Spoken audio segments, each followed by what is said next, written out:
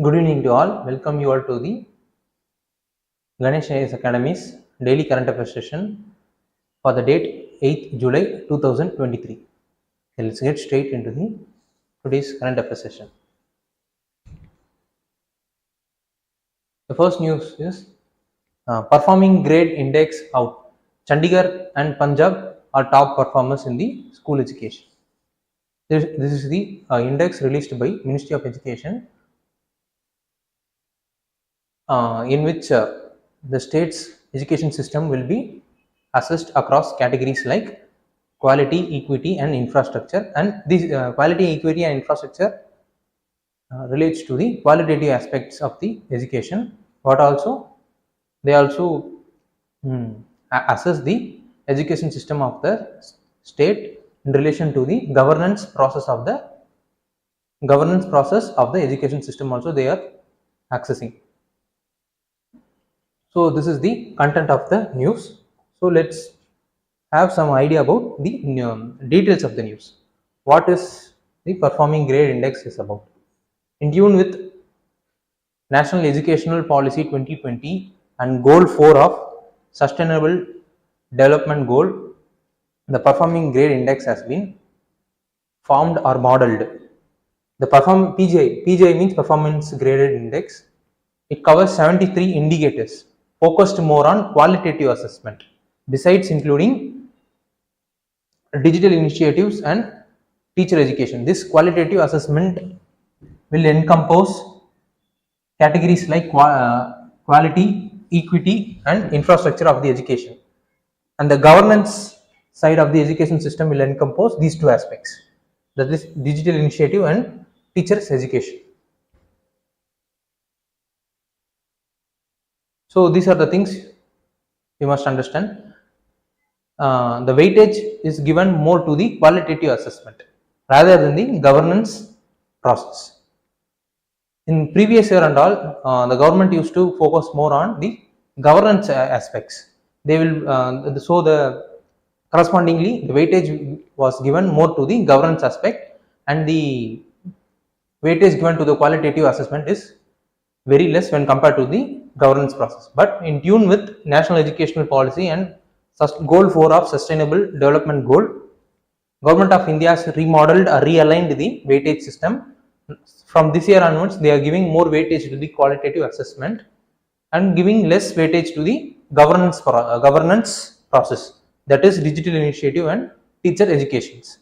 It comprises of 1,000 points across 73 indicators, and these 73 indicators are grouped under two categories, that is outcome and governance management. That outcomes are related to qualitative aspects.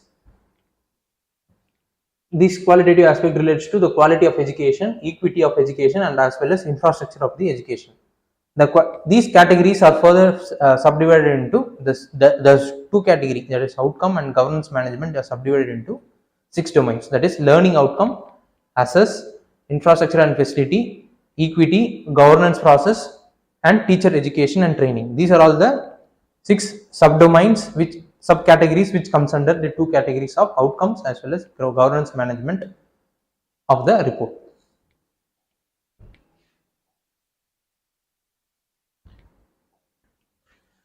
The PGI performance grade index classifies state into 10 grades. The highest achievable grade is Daksh, which is for state union territory scoring more than 940 points out of 1000 points. The lowest category states will be named as Akanshi 3, which is for the states which score up to 460. So this is the details of the index which is released by Ministry of Education to assess the performance of school education system spread across the state.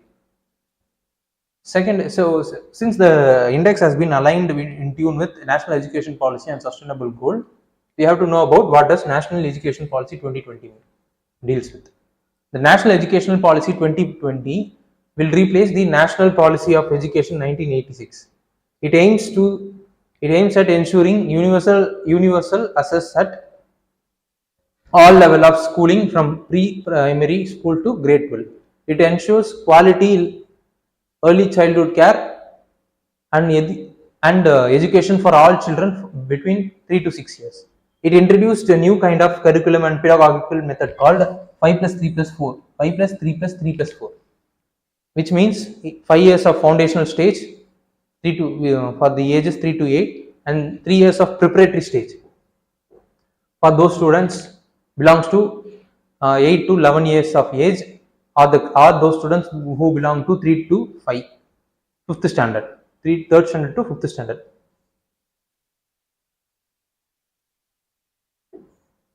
Then another 3 is 3 years of middle age, that is those belonging to students for class 6 to class 8, or those students whose age is between 11 to 14. And 4 years of secondary stage, that is secondary stage means those students belong to the class 9 to 12, or those students whose age is between 14 to 18. These are the, so they have restructured the pedagogical structure of the education system as 5 plus 3 plus 3 plus 4.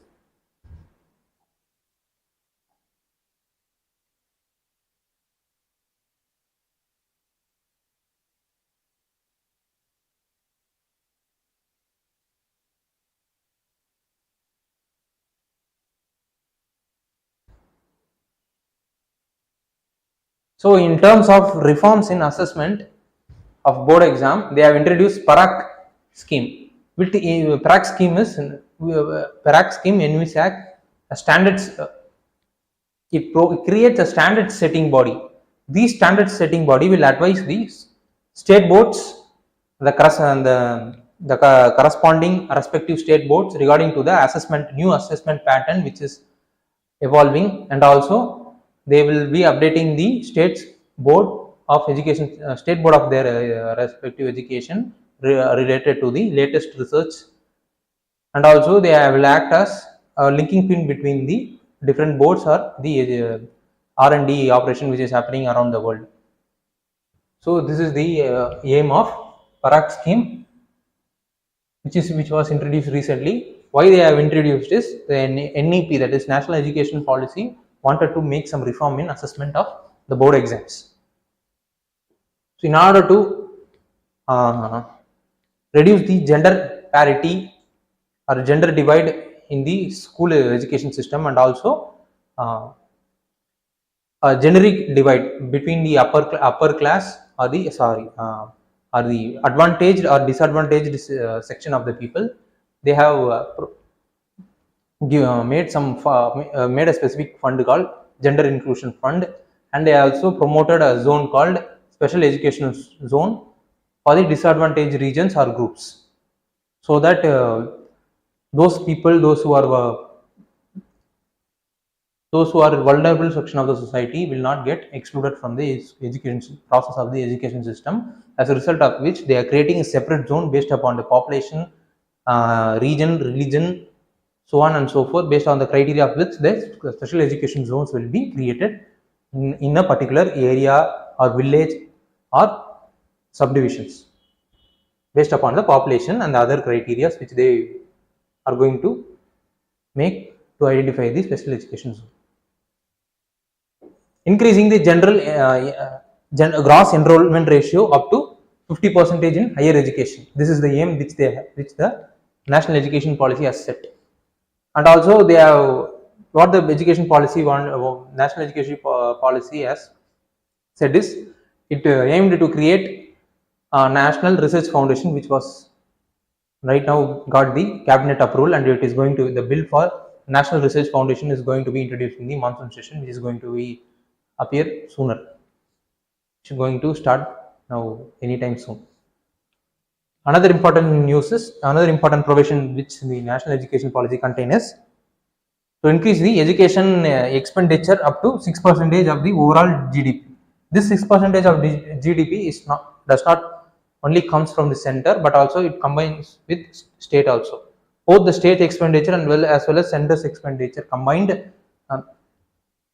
there need to be overall 6% of the total GDP for expenditure in the education system should be made This is the goal of the National Education Policy 2020. These are all the important provisions of National Education Policy. So we have to know about what does SDG means. SDG is Sustainable Development Goal. Right now it is also called as Global Goal, which was adopted by United Nations in 2015. A universal call to end poverty, protect the environment, and ensure that by 2020 all the people enjoy peace and prosperity. That is, all the people, those who are living in the planet, enjoy a decent standard of living. This is the main aim of the Sustainable Development Goal. That is making the development in tune with the environmental protection. As we all know, that is this. It consists of 17 SDGs. These 17 SDGs are designed in a way that the United Nations system has understand that every development's outcome will have some impact on other sectors. For example, if we are developing infrastructure, means surely it will have some impact on environmental sector. And if you wanted to protect the environment, means surely it will have some impact on development, that is infrastructure sector. So in order to have some balance, the SDGs are designed accordingly. So see, the development must balance social, economic, and environmental aspects. There should not be over focus on only one element. There should be balance between social element as well as economic element and environmental element when it comes to development aspects. This is the thing which was addressed in Sustainable Development Goal. So what we needed to study further is why this kind of index are being introduced by Government of India is that they wanted to promote a kind of competitive federalism between the state. Competitive federalism means it is a kind of positive competition between the states, so that all the states should compete to achieve the excellence in the respective sector in which the index has been introduced. In this case, it has been education sector, so it could lead to a positive competition between the state, and it will lead to excellence in the education across the states. So it will lead to positive kind of competition, and also at the same time it will lead to learning of best practices between the states. So this kind of federalism is called as competitive federalism. So we have to know about what does competitive federalism means, what does cooperative federalism means, and also a new kind of federalism which is right now is trending in the past 2 years is confrontation federalism. So we have to know about the difference between these three types of federalism, and also we have to know about what are the other index being developed by Ministry of Education and also by Niti Aayog. So, and since the news is related to education sector, we have to know about the Right to Education Act 2009, which was introduced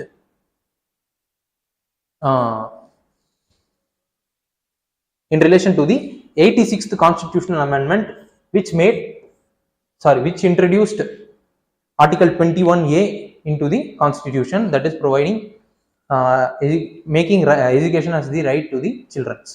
So these are all the things which we needed to study, so that we could able to have some holistic idea about the news as well as the education sector as the whole.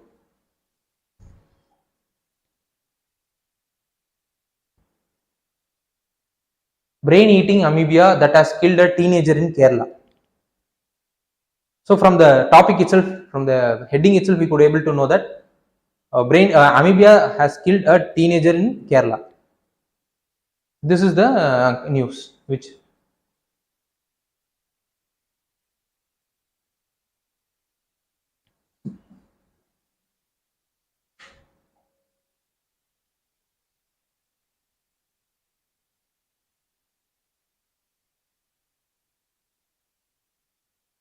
Kerala boy died because of brain eating amoeba. It entered its brain. The amoeba entered his brain through nose while he was bathing in a river stream. This is the content of the news. So we have to know about what does amoeba mean. Amoeba is unicellular organism that has the ability to change its shapes, and they are usually found in warm water bodies, warm as well as fresh water bodies, mainly in ponds, lakes, and rivers.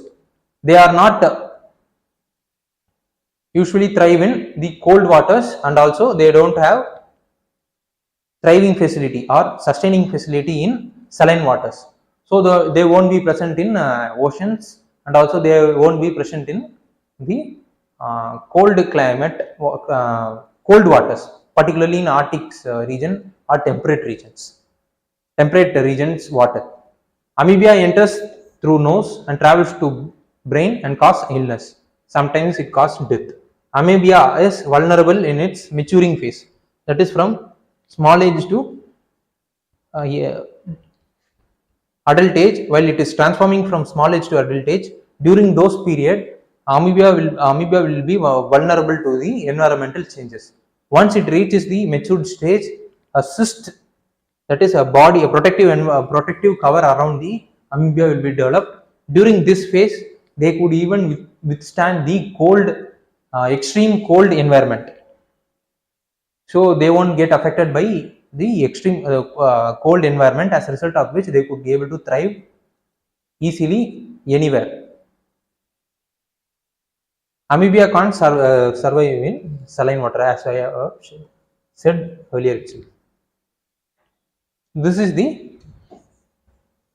factual part about the amoeba. So what kind of disease is being caused by amoeba is amoeba meningoencephalitis. This is the disease being created by the amoeba when it enters into the human body. So what does the amoeba meningoencephalitis mean? It is the infection being caused by amoeba when it enters into the nose and reaches the brain. Amoeba meningoencephalitis is extremely rare and sporadic and rare, and it affects the central nervous system of the humans. The infection doesn't spread from, as it is infection caused by amoeba in one person only. It does not spreads from one person to another person. There are certain medicines available to cure this kind of disease when it is detected at early stage. If it is detected at the later stage, means the chances of saving that particular person from the death is very less. So this is the news and the details of the news. We have to know about the peripheral areas of the news. What are all the peripheral areas? We have to know about bacteria, virus, protozoans, and their diseases.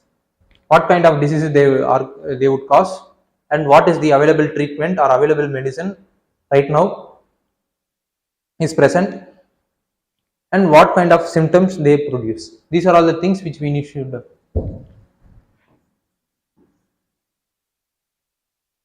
Their causes,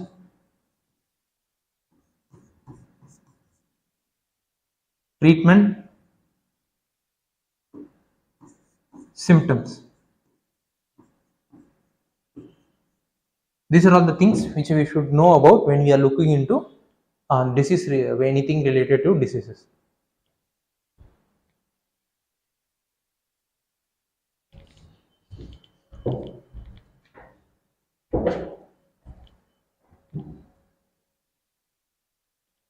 And also we have to know about National Vector-Borne Disease Control Program, which is being implemented by Ministry of Health and Family Welfare to prevent as well as mitigate the people affected by the vector-borne diseases in India. Third is, we have to know about antimicrobial resistance. What is antimicrobial resistance? What are all the different types of antimicrobial resistance? We have to be aware of them also.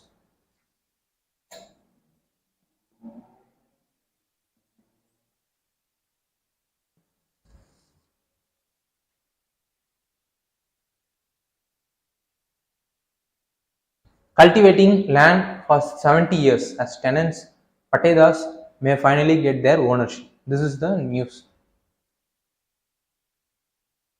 So Haryana's legislature is going to bring law to give ownership right to the Patedes, who have been cultivating land for the past 70 years as tenants. This is the content of the news.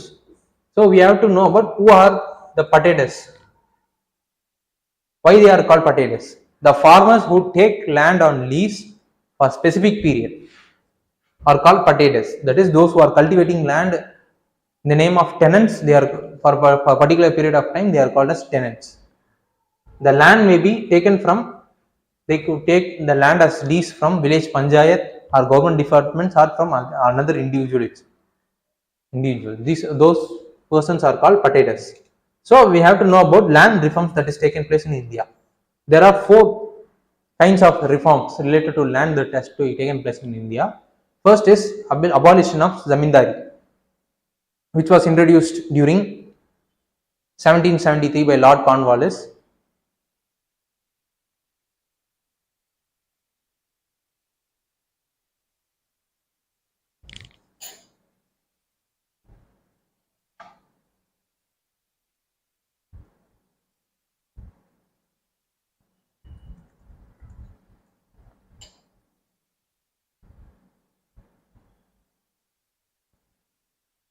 (1793) by Lord Cornwallis in the areas of Bihar and Bengal region. So we all know about the negative repercussion that this zamindari system or permanent settlement system brought to the farmers. So this zamindari system has been abolished in 1950s, and it acknowledged the occupancy right. Occupancy right, that is person to whom the land actually belongs. That is the peasants. The occupancy right means that is those who are cultivating for years and years together, and to whom the land actually belongs. Because these zamindaris were introduced as the part of permanent settlement, they acted as the revenue mobilizer and collectors. If the particular person is not paying the rent, means they will be checking out the particular peasant from the tilling the land. So the system was abolished, and those peasants were given the occupancy right. It was successful in states like West Bengal and Kerala because of the political will and strong rural mass social base. This is the reason why the zamindari system has abolition of the zamindari system has been successful in West Bengal and Kerala because of the strong political will and also because of the strong mass social mass rural base.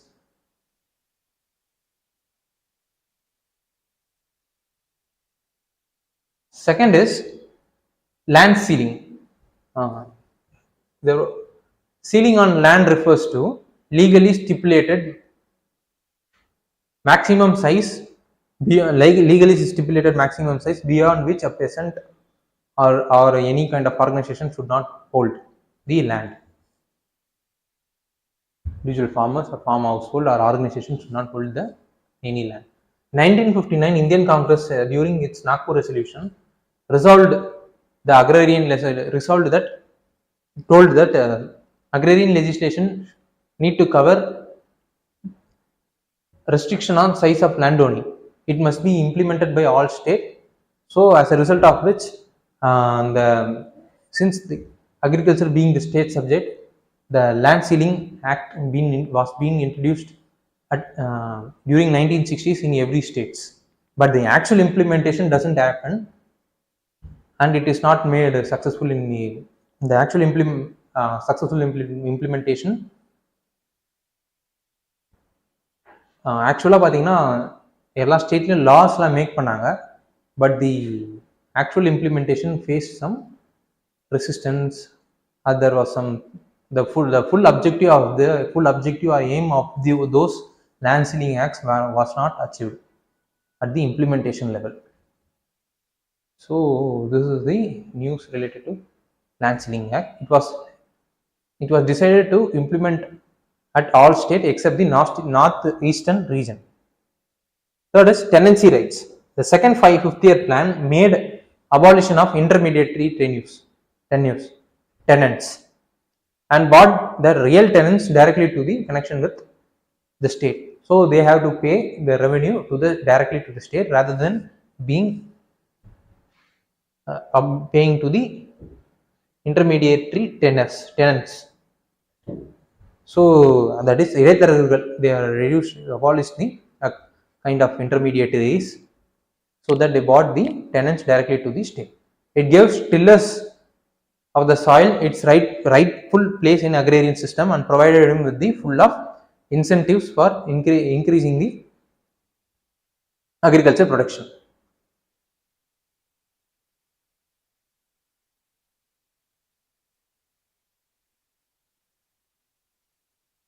These intermediaries acted only as rent seekers. They don't invest any kind of the money which they bought from money or revenue which they bought from the farmers to increase the productivity of the land.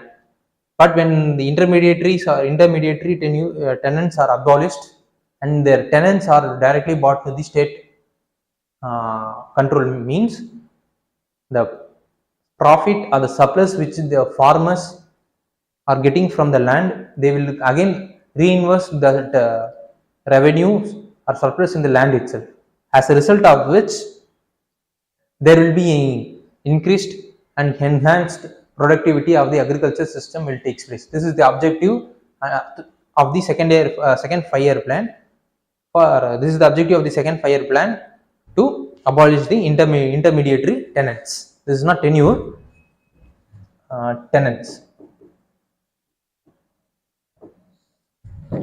Fourth is land consolidation.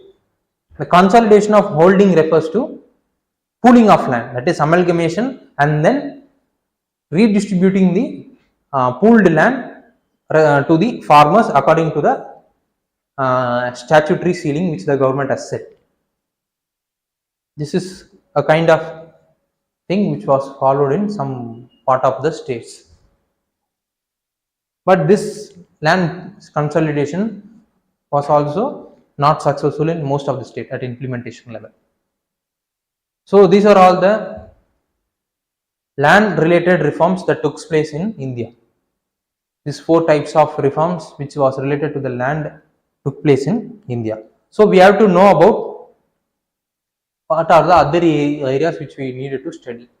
The Bhudan and Gramdan movement, which was related to the land that took place after the independence. We have to know about what does the Bhudan and Gramdan movements. We have to know about the 42nd as well as 44th Amendment Act related to right to property, and also Article 31 and 31 and also its provisions or subclauses of the Constitution. We have to know about the First Amendment Act, which introduced 9th schedule into the Constitution. What is the reason for introducing 9th schedule into the Constitution through the First Amendment Act? We should know. And we have to know about the agrarian reforms that took place under the British.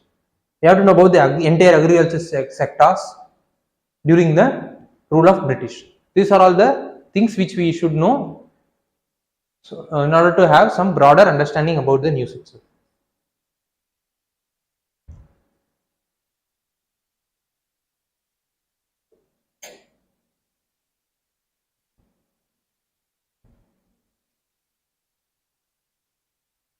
Another important news is the Mango Festival is being conducted in Delhi after 3 years.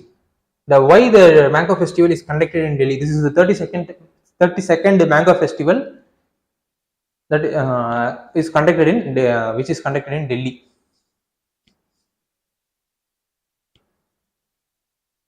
Why the Mango Festival has been conducted is to showcase to the common people about the different varieties of mangoes that is produced or grown in India, and also to enable the farmers or small producers to directly interact with the customers.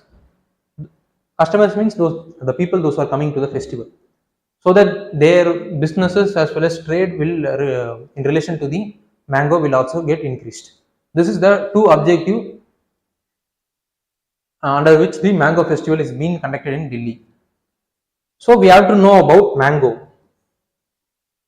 So mango is well adapted to tropical as well as subtropical climates. They don't get adapted to temperate or arctic type of climate or polar type of climate. It thrives well in all the region of the country, but it cannot be grown commercially in the areas above 600 meters.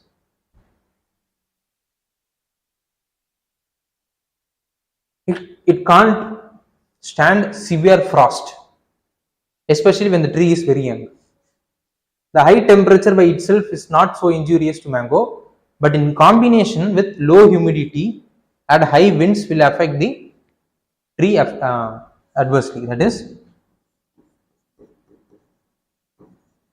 high temperature plus low humidity plus high winds will destroy the mango tree. But only if it is high temperature and high humidity and low wind mist, it will not affect the growth of mango tree.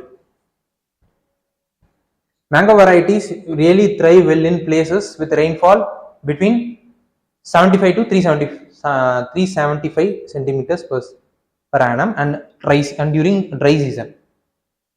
Loamy alluvial soil as well as well drained soil, aerated soil, deep soil rich in organic matter with a pH range of 5.5 to 7.5 are the ideal for mango cultivation. Under this kind of loamy, alluvial, well drained and aerated and deep soil, these are the kind of the soil and through which we can able to cultivate the mango.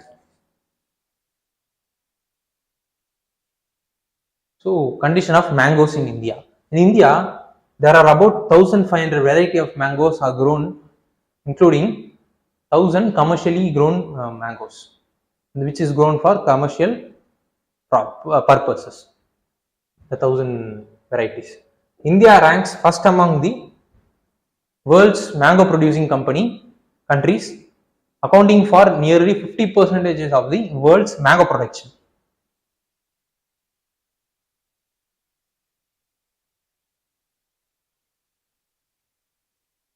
This is the right now condition of mango in India.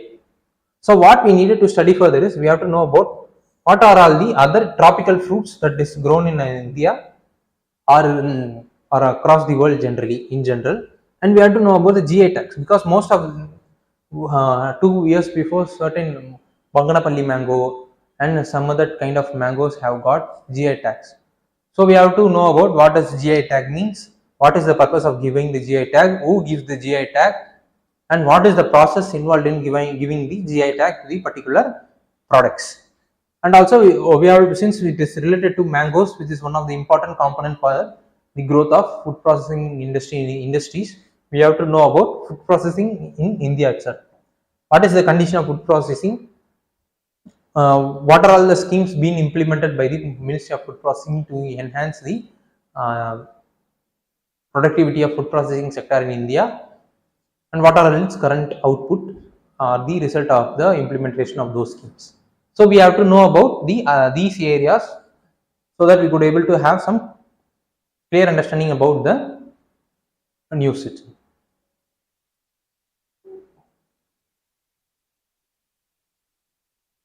So we'll discuss about the previous year UPSC prelims question which was asked in relation to the news which appeared today, similar to the question which was asked previously, and also the news which has appeared today will be similar. So we are able to expect similar kind of questions in the upcoming years.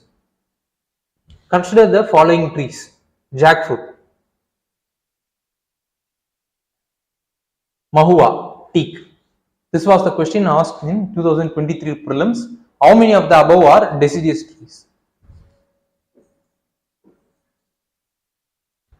So jackfruit belongs to evergreen trees. It does not shed its leaves during the alternate season. It will have leaves during the entire year. So it is a kind of evergreen tree. It may be available in the deciduous kind of climate, but it won't shed its leaves during the winter season or summer season alternatively. Second is mahua, which is a kind of deciduous tree. Teak is also a deciduous tree, so answer is only 2.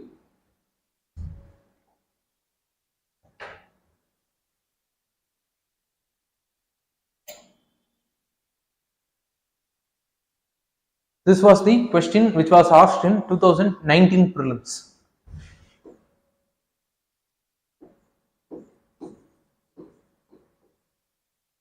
With reference to land reforms in independent India, which one of the following statement is correct? The sealing laws were aimed at family holding and not individual holding. The major aim of the land reform was to provide agricultural land to all the landless. It resulted in cultivation of cash crops as a predominant form of cultivation. Land reforms permitted no exemption to the ceiling limits.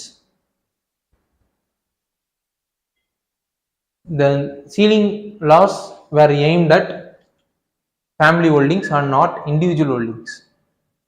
No, it is both individual or family holdings. So first statement is wrong. Second statement is major aim of the land reform was to provide agricultural land to all the landless. It could be all the landless includes individual or family landless workers. So we have to hold this statement. Third is it resulted in cultivation of increased cultivation of cash crops. No, it's not like that. The objective of the land reforms was to provide land to every people, so that its productivity could be increased. So it does not resulted in cultivation of cash crops. The land reforms permitted no exemption to the ceiling limits. No, it has some kind of exception.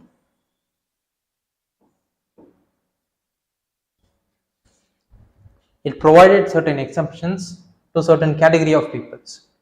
So all A, C, and D three statements are wrong. The B statement is correct. The aim is to provide, that is, with reference to land reforms in independent India, because the major aim is to provide land to every people, those who don't have the land, by pooling or by way of pooling, through way of the ceiling limit. They wanted to make sure that every people in the across the country will have access to land. So this is the B is the correct answer.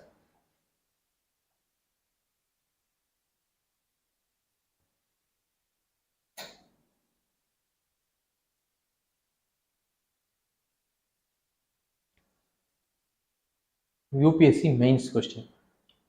How did land reforms in some part of the country helps to improve the socio-economic conditions of marginal and small farmers? I want those students, those who are watching this current affairs session through online, to comment the answer points for this question, so that there could be enriching of viewpoints in the questions will take place.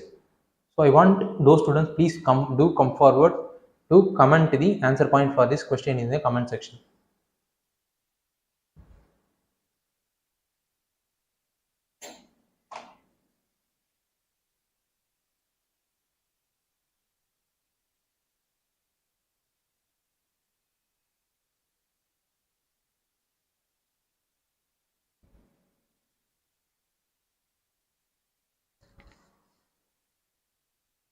So thank you.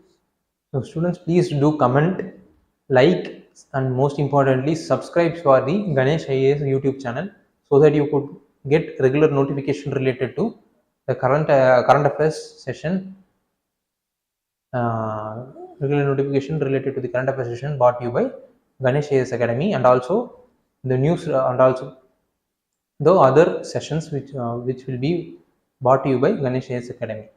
Thank you.